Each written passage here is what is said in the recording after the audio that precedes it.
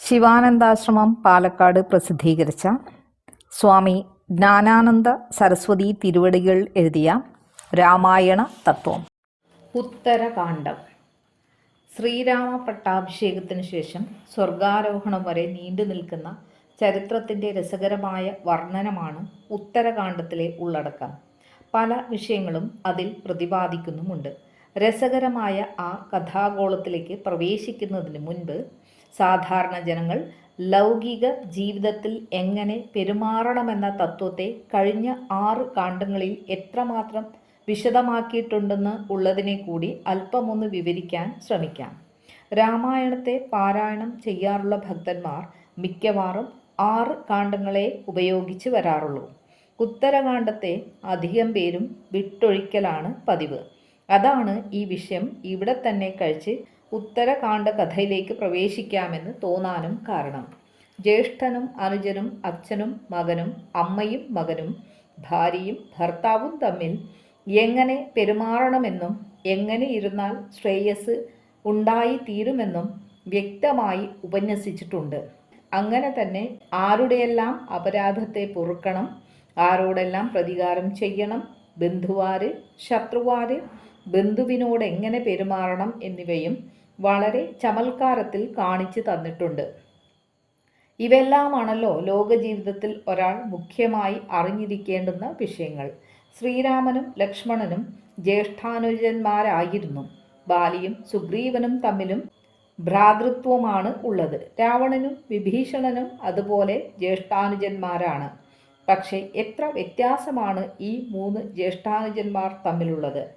തൻ്റെ ജ്യേഷ്ഠനായ രാമചന്ദ്രൻ കാട്ടിലേക്ക് പോവുകയാണെന്ന് കേട്ടപ്പോൾ എന്തൊക്കെ കിട്ടിയാലും താൻ നാട്ടിലിരിക്കില്ലെന്നും ജ്യേഷ്ഠനെ ശുശ്രൂഷിച്ചുകൊണ്ട് കാട്ടിൽ തന്നെ കഴിഞ്ഞോളാമെന്നും പറഞ്ഞ ലക്ഷ്മണൻ്റെയും ഭരതൻ്റെയും പരമ നിഷ്കളങ്കവും അസൂയാവഹവുമായ ഭ്രാതൃസ്നേഹം എത്ര തന്നെ സ്തുതിക്കപ്പെട്ടാലും മതിയാവുന്നതല്ല. അനുജന്മാരുടെ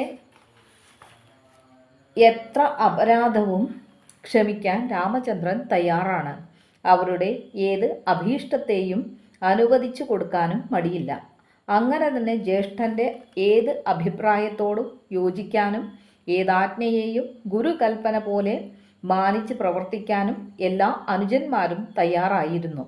അതുപ്രകാരം ചെയ്തിട്ടുമുണ്ട്. എന്നാൽ തൻ്റെ അനുജനായ സുഗ്രീവൻ്റെ അവിവേകപൂർവകമായ ഒരു അപരാധത്തെ ക്ഷമിക്കാൻ കഴിയാത്തതുകൊണ്ടാണ് ബാലിയും സുഗ്രീവനും ഭ്രാതാക്കളായിരുന്നിട്ടുകൂടി മരണപര്യന്തം ശത്രുക്കളായി തന്നെ കഴിയേണ്ടി വന്നത്.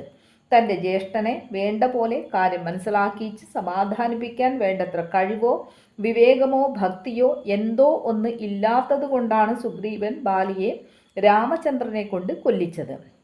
അവിവേകിയായ അനുജന്റെ ഒരു അപരാധത്തെ പൊറുത്തിരുന്നെങ്കിൽ ബാലിക്ക് അകാലത്തിൽ ഈ അത്യാഹിതം നേരിടില്ലായിരുന്നു.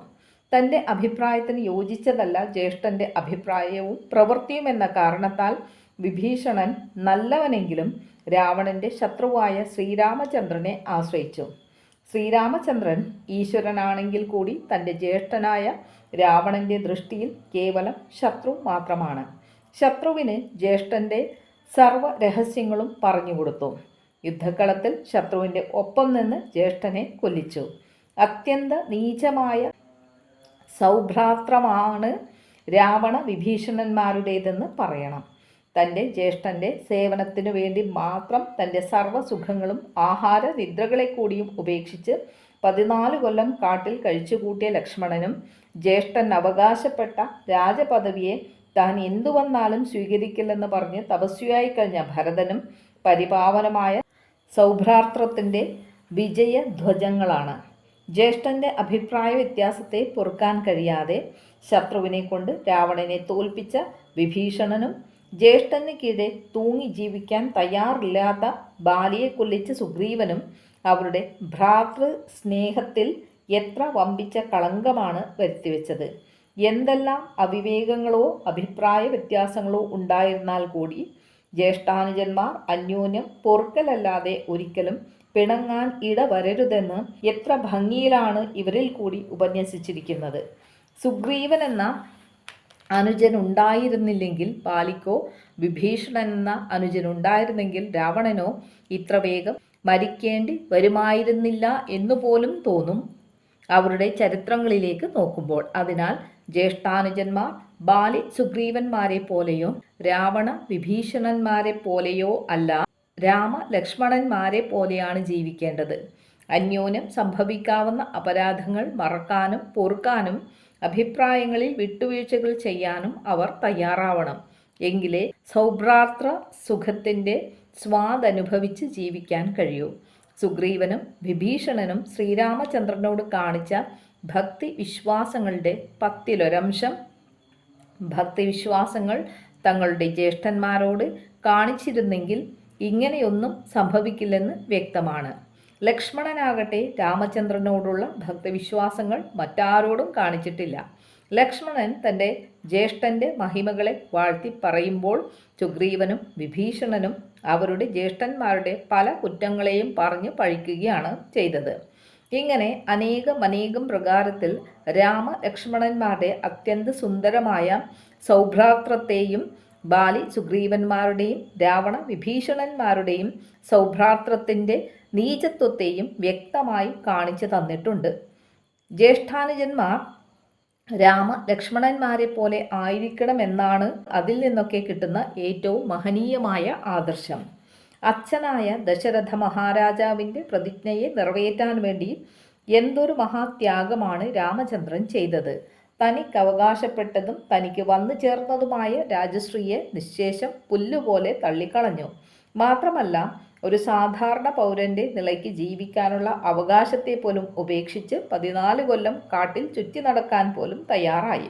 ആരൊക്കെ തടഞ്ഞിട്ടും സമാധാനിപ്പിച്ചിട്ടും തൻ്റെ അഭിപ്രായത്തിന് മാറ്റം വരുത്തിയില്ല. എന്തൊരു പിതൃഭക്തിയാണ്! തൻ്റെ പിതാവിൻ്റെ പ്രതിജ്ഞയെ താൻ നിറവേറ്റുന്നില്ലെങ്കിൽ പിന്നെ ആര് നിറവേറ്റുമെന്നാണ് രാമചന്ദ്രൻ്റെ ചോദ്യം. ഒരു പുത്രൻ പിതാവിനോട് കാണിക്കേണ്ട ഭക്ത്യാദരങ്ങൾ ഇവിടെ വളരെ വ്യക്തമാക്കിയിരിക്കുന്നു. ഇതുപോലെയാണ് പിതൃപുത്രന്മാർ അന്യോന്യം പെരുമാറേണ്ടത്. എന്നാൽ അതേ സമയത്ത് മറ്റൊരു കാര്യം കൂടി ഇവിടെ വ്യഞ്ജിക്കുന്നുണ്ട്.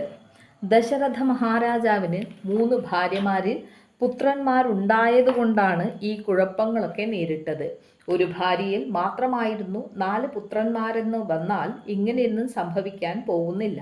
ജ്യേഷ്ഠപുത്രന് ഉള്ളതാണ് രാജ്യം, അത് എല്ലാവർക്കും ബോധ്യമാണ്. അനുജന്മാർ അത് വകവെച്ചു കൊടുക്കാനും തയ്യാറായിരിക്കും. ഒരു പത്നിയുടെ പുത്രന്മാർക്കിടയിൽ തന്നെ പിതൃസ്വത്തിനെ സംബന്ധിച്ച് വിവാദമുണ്ടാവാമെന്നിരിക്കെ 3 പത്നിമാരിൽ പുത്രന്മാരുണ്ടായാൽ പിതൃസ്വത്തിൽ പല വിവാദങ്ങളും അതിനെ സംബന്ധിച്ച് പല അനിഷ്ടങ്ങളും ഉണ്ടാവാമെന്നും ഇതിൽ തന്നെ ധ്വനിക്കുന്നുണ്ട്. എന്നാൽ പുത്രന്മാരൊക്കെ സൽസ്വഭാവികളും പിതൃഭക്തി നിരതന്മാരുമായതിനാൽ ഇത്രത്തോളമേ അനിഷ്ടമുണ്ടായുള്ളൂ. ഇല്ലെങ്കിൽ അവിടെയും അവസാനിക്കുമായിരുന്നില്ല. ശ്രീരാമനും ഭരതനും തമ്മിൽ യുദ്ധം പോലും ഉണ്ടാവാൻ വിരോധമില്ല. അതിനാൽ ഒന്നിലധികം പത്നിമാരിൽ പുത്രന്മാരുണ്ടായിത്തീരുന്നത് ആർക്കായാലും ഗാർഹിക ജീവിതത്തിൽ പല അലങ്കോലങ്ങളെയും ഉണ്ടാക്കി വെക്കുമെന്നും ഇവിടെ ധ്വനിച്ചിട്ടുണ്ട്. ജ്യേഷ്ഠപത്നിയായ സീതാദേവിയുടെ പാദത്തിന് മേലോട്ട് ഒരിക്കലും ലക്ഷ്മണൻ നോക്കിയിട്ടില്ലെന്ന് വ്യക്തമാക്കിയിട്ടുണ്ട്. മാത്രമല്ല തൻ്റെ അമ്മയെപ്പോലെയോ ഗുരുപത്നിയെപ്പോലെയോ ആണ് സീതാദേവിയെ കരുതി വന്നതെന്നും വ്യഞ്ജിപ്പിച്ചിട്ടുമുണ്ട്. അതേസമയത്ത് ബാലി സുഗ്രീവന്മാർ ജ്യേഷ്ഠാനുജന്മാരായിരുന്നിട്ടും അന്യോന്യം ഭാര്യാ അപഹരണം നടത്തിയതായും കാണുന്നു. സീതാദേവിയെ ഉപേക്ഷിക്കേണ്ടി വന്നപ്പോൾ രാമൻ കേവലം ബ്രഹ്മചാരിയായി കഴിഞ്ഞു. എന്നാൽ രാവണൻ സ്വപത്നിയായ മണ്ഡോദരിയുടെ മുമ്പിൽ വെച്ച് സീതയെ പ്രാപിക്കാൻ എന്തെല്ലാം ഗോഷ്ഠികളാണ് കാട്ടിയത്. കാട്ടിലല്ല എവിടെയും സ്വഭർത്താവായ ശ്രീരാമനെ അനുഗമിക്കാനും രാമ ശുശ്രൂഷയ്ക്ക് വേണ്ടി എന്തെന്ത് മഹാക്ലേശങ്ങളെ സഹിക്കാനും സ്വയം ഒരുങ്ങിയ ജാനകീദേവിയുടെ പാതിവ്രത്യ നിഷ്ഠയും ഭർതൃസ്നേഹവും അന്യാദൃശ്യം തന്നെ. എന്നാൽ ലക്ഷ്മണന്റെ മനസ്സിനെ അറിയാൻ കഴിയാതെ അധിക്ഷേപ വാക്കുകളെ വർഷിച്ചത് സ്ത്രീ സഹജമായ സ്വഭാവ വിശേഷമായി മാത്രം കരുതിയാൽ മതി. ബാലി മരിച്ചപ്പോൾ മാറത്തടിച്ച് നിലവിളിച്ചു മരിക്കാൻ പുറപ്പെട്ട താര, പിറ്റേ ദിവസം മുതൽ സുഗ്രീവനെ ശുശ്രൂഷിക്കാൻ പുറപ്പെട്ട ചാബല്യം സീതാദേവിയെ സമീപിക്കുക പോലും ചെയ്തിട്ടില്ല. അല്ലെങ്കിൽ താരയെ പഠിക്കാൻ പറ്റുന്ന ഒരു സൂചന ആദ്യം തന്നെ പറയുന്നുണ്ട്. ചാരചക്ഷസുള്ള കിഷ്കിന്ധ ചക്രവർത്തിയായ ബാലി പോലും അറിയുന്നതിന് മുമ്പ് രാമലക്ഷ്മണന്മാർ വന്നതും സുഗ്രീവനുമായി സഖ്യം ചെയ്തതുമൊക്കെ താരയാണ് അറിഞ്ഞത്. രണ്ടാമതും സുഗ്രീവൻ യുദ്ധത്തിന് വന്നപ്പോൾ താര ആ വർത്തമാനം ബാലിയോട് പറഞ്ഞ് മനസ്സിലാക്കുന്നുണ്ട്.